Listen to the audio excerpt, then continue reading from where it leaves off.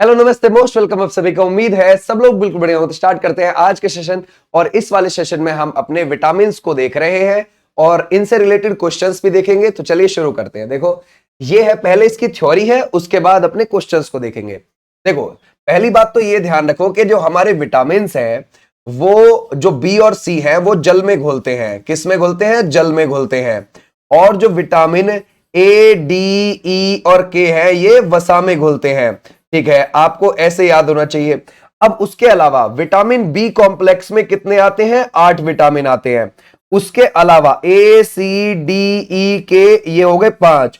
तो 8 और 5 टोटल कितने हो गए? 13 हमारे पास विटामिन है। ओके, तो यहां तक हमारी ये थ्योरेटिकल चीजें याद रखनी है। अब उसके बाद देखते हैं कि भाई विटामिन ए किसमें? सोचो, वसा में घुलता है, दिमाग में रहना चाहिए। उसके बाद चलते हैं।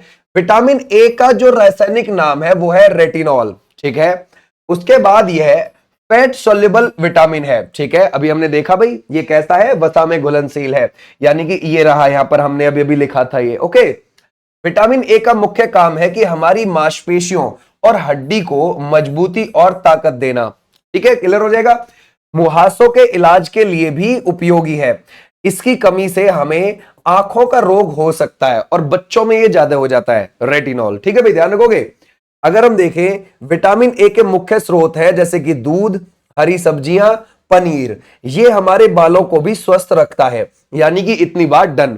अब सबसे पहले कौन सा? दूध और हरी सब्जियों को हाईलाइट कर लो यहां से, ये हमारे लिए इंपॉर्टेंट हो गया।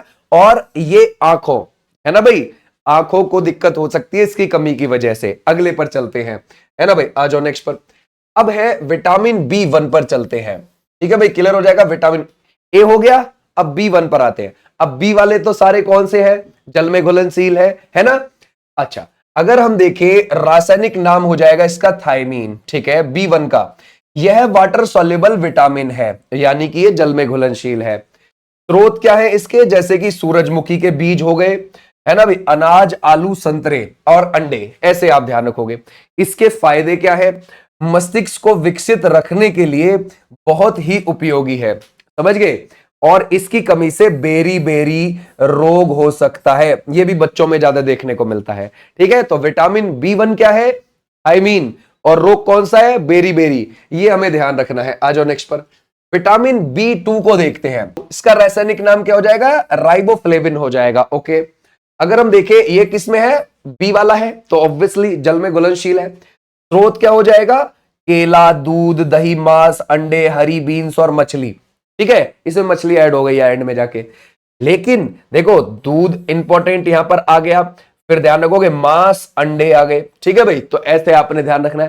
दूध कहीं ना कहीं घूम के आ रहा है। ठीक है भाई, हरी सब्जी या फिर हरी बीन्स घूम के आ रही है। तो एक कॉमन चीज आपको दिमाग में रखनी है कि हाँ भाई दूध आ रहा है, अंडे आ रहे हैं, रिपीट हो गए। और ध्यान रखोगे हरी सब्जियां आ रही है, रिपीट होके। ओके, फायदे त्वचा को अच्छा रखने के लिए बहुत उपयोगी है। ठीक है भाई। अच्छा, आ जाओ भाई नेक्स्ट पर। और अगर आप देखोगे विटामिन बी 3, अच्छा एक बात बताओ, कहीं उसमें लिख रहा था कि चिली पटेटो से तुम्हारी बॉडी बढ़िया होती है? कहीं नहीं लिख रहा था ना। या कहीं मोमोज से तुम्हारी त्वचा बढ़िया हो जाती है? लिख रहा था? नहीं लिख रहा, फिर भी खाते हो, है ना, जीभ के स्वाद के लिए। तो कहीं ना कहीं वो नुकसानदायक होगा, ये चीज फायदेमंद होगी। अगर आप वो खाते भी हो, जैसे चिली पटेटो या मोमोज आप कभी कभी खाते हो, कोई दिक्कत नहीं है, लेकिन उनसे पहले आप ये भी तो खाओ, तभी तो वो थोड़ा तुम्हारी बॉडी में नहीं लगेगा ना, नुकसान करेगा। वो ज्यादा नुकसान नहीं करने का अगर तुम ये चीज खा रहे हो तो। अगर तुम ये नहीं खाते और वो खाने पे ज्यादा तुले हुए हो, हर रोज मोमोज खा लिए, चिली पटेटो, पानी पूरी, तो तुम्हारी बॉडी को नुकसान होगा, समझ गए। चलो, अगर हम देखें विटामिन बी 3, ये भी कौन सा है? ये भी जल में घुलनशील विटामिन है और रासायनिक नाम है नियासिन। ओके, इसका क्या हो जाएगा? देखो फिर से यहां पर खजूर आ गया, ठीक है, दूध, अंडे आ गए यहां पे। ठीक है भाई, क्या ध्यान रखोगे? दूध और अंडे यहां पर भी कॉमन चीज निकली है। टमाटर, गाजर और एवोकाडो। एवोकाडो हमारे पेपर में पूछ लिया जाता है, ये इंपॉर्टेंट है। ठीक है भाई, क्लियर हो जाएगा। और खजूर। तो हम विटामिन बी 3 के लिए जो नियासिन है, ध्यान रखोगे, जिसकी कमी से पेलाग्रा रोग हो जाता है, ध्यान रखना। अब अगर हम देखें इसके फायदे क्या है? रक्तचाप को नियंत्रण में रखना और सिरदर्द और दस्त को कम करती है। ठीक है भाई, क्लियर हो जाएगा। इसकी कमी से क्या हो जाता है? पेलाग्रा रोग हो जाता है, ये भी आप ध्यान रखोगे। ठीक है भाई, क्लियर है, यहां तक डन। आ जाओ। अब B5 पर आते हैं। विटामिन B5 ये भी कैसा है, जल में घुलनशील है और इसका रासायनिक नाम क्या है, पेंटाथोनिक एसिड यानी कि पेंटाथोनिक अम्ल। ओके, यहां पर एवोकाडो हो गया बिल्कुल फर्स्ट नंबर पर। ओके, यहां अनाज और मांस हो गया। ठीक है भाई, क्लियर हो जाएगा।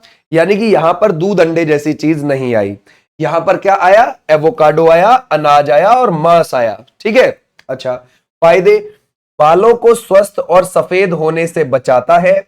ओके, और इससे तनाव भी कम होता है। यानी कि सीधी बात है, इसकी कमी की वजह से आपके बाल झड़ सकते हैं। ठीक है भाई, क्लियर हो जाएगा, बाल झड़ सकते हैं, ये भी आप ध्यान रखोगे, इसकी कमी की वजह से बाल झड़ सकते हैं। अगर इसकी कमी नहीं है आपकी बॉडी, फिर नहीं झड़ेंगे। तो देखो, बालों को स्वस्थ और सफेद होने से बचाता है। ठीक है भाई, ध्यान रखोगे, है ना, इससे तनाव भी कम होता है। ओके, आ जाओ नेक्स्ट पर।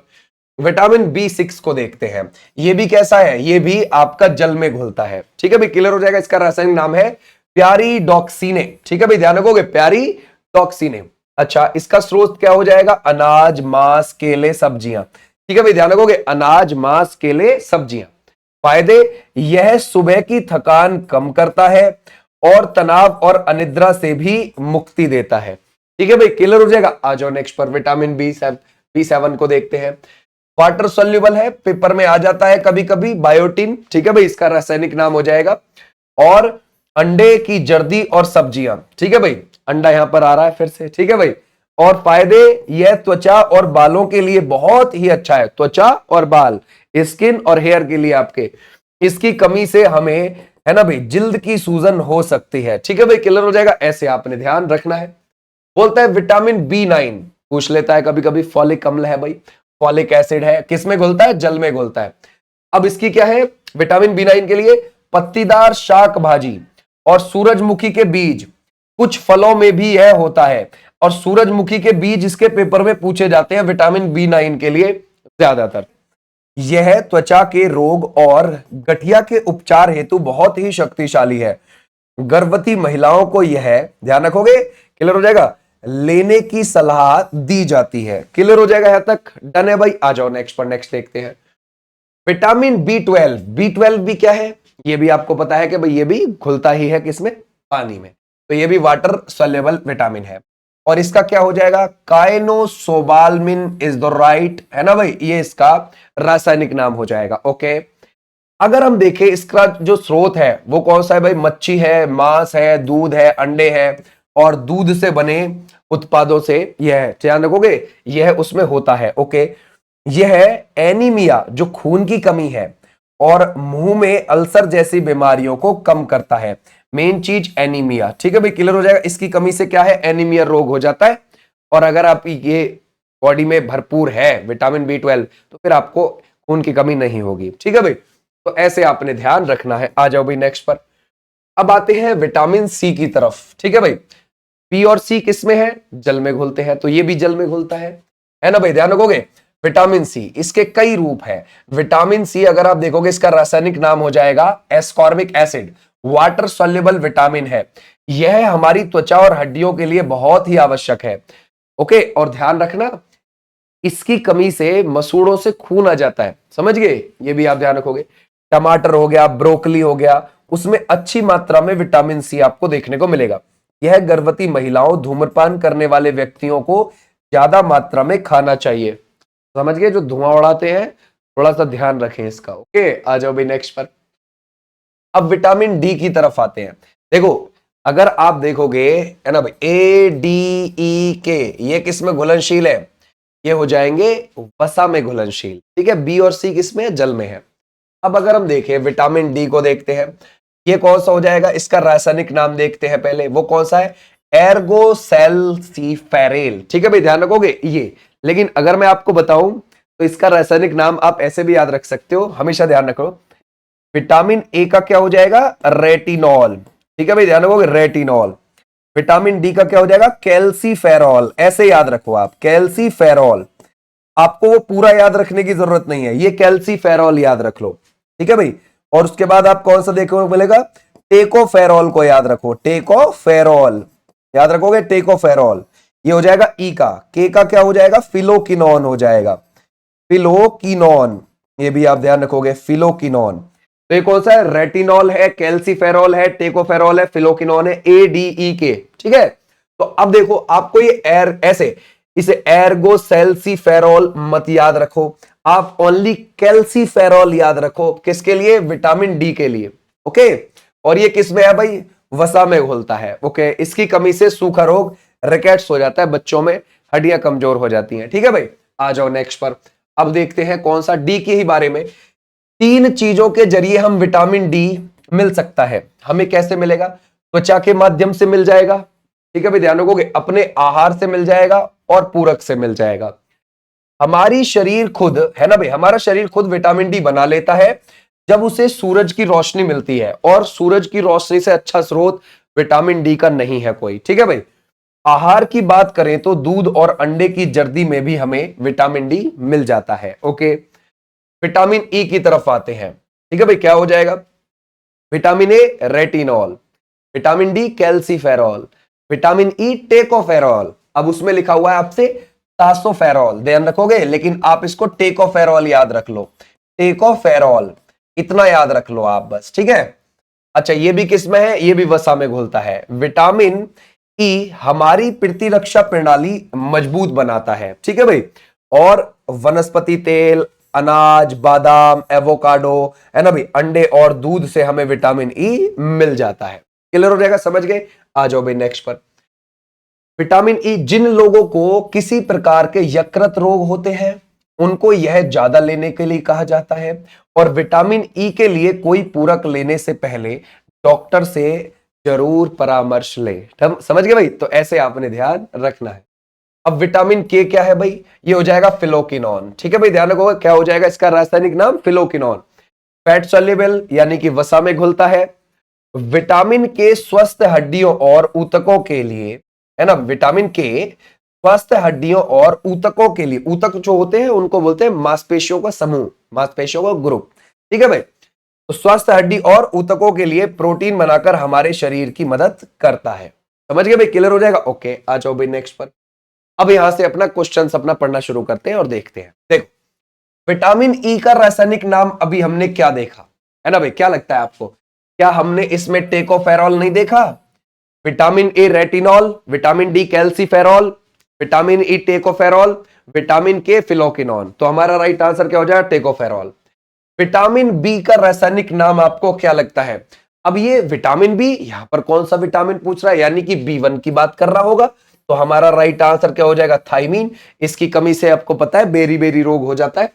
नियासिन किस विटामिन का रासायनिक नाम है जिसकी कमी से पहलाग्रह रोग हो जाता है? Vitamin B3। ठीक है भाई, ध्यान रखोगे, कौन सा? Vitamin B3। विटामिन के की कमी से होने वाला रोग कौन सा हो जाता है भाई? कौन सा है? खून का थक्का नहीं बनना, है ना भाई, ध्यान रखोगे, खून का थक्का बनना या फिर बालों का झड़ना कमी से। तो हमारा राइट आंसर है रक्त का थक्का नहीं बनना। ठीक है, अगर आपको विटामिन के की कमी है और आपको कहीं चोट लग गई है तो ब्लड बहता जाएगा बहता जाएगा बहता जाएगा, तो उसका थक्का नहीं बनेगा, जल्दी से रुकने का नहीं है वो। समझ गए? तो हमारा राइट आंसर ये। आ जाओ नेक्स्ट पर। पेलाग्रा, ये आपको किस विटामिन की कमी से लगता है? पेलाग्रा जरा बताओ। तो हमारा राइट आंसर हो जाएगा, है ना भाई, vitamin B3 is the right answer. यानी कि विटामिन B3 को हम क्या बोलते हैं? इसको बोलते हैं नियासिन। ठीक है भाई, ध्यान रखो, इसकी कमी से क्या हो जाता है? पेलाग्रा रोग। बोलते हैं विटामिन ए का रासायनिक नाम क्या हो जाएगा? आपको रेटिनॉल देखने को मिलेगा। इसकी कमी से क्या हो जाता है? रतौंधी, छोटे बच्चों को दिखना कम हो जाता है। ओके भाई, विटामिन डी की कमी से होने वाला रोग आपको कौन सा लगेगा? रिकेट्स लगेगा, सूखा रोग बच्चों में हो जाता है। ओके भाई, आ जाओ नेक्स्ट पर। बोलता है राइबोफ्लेविन, ये किस विटामिन का रासायनिक नाम? ठीक है, तो विटामिन B2 का होगा, है ना। राइबोफ्लेविन किसका हो जाएगा? Vitamin B2 is the right answer. Okay भाई, आ जाओ नेक्स्ट पर। बस हो गए, इतने ही थे। ओके भाई, इतने ही थे हमारे जो इंपॉर्टेंट थे। तो उम्मीद है यहां तक तुम्हारे कंप्लीट हुए होंगे, एक एक चीज यहां से, है ना। अगर तुम्हारी किसी भी शिफ्ट में यहां से किसी भी चीज के लिए कुछ पूछता है, कभी कभी मैचिंग में आ जाता है यहां से क्वेश्चन, ओके, कि भाई इसका संबंध इससे है, इसका इससे, ऐसे लगाइए। ओके, तो ये क्लास हमारी डेली बेसिस पर 3 से 4 बजे तक आ जाती है यूपीएसआई की, और 5 बजे यूपी पुलिस कांस्टेबल की क्लास चलती है डेली। और आपको देखने को मिलती है 9 बजे दिल्ली पुलिस की क्लास। आज मैराथन है, आप जुड़ सकते हैं। तो thank you, tata, bye bye, नमस्ते।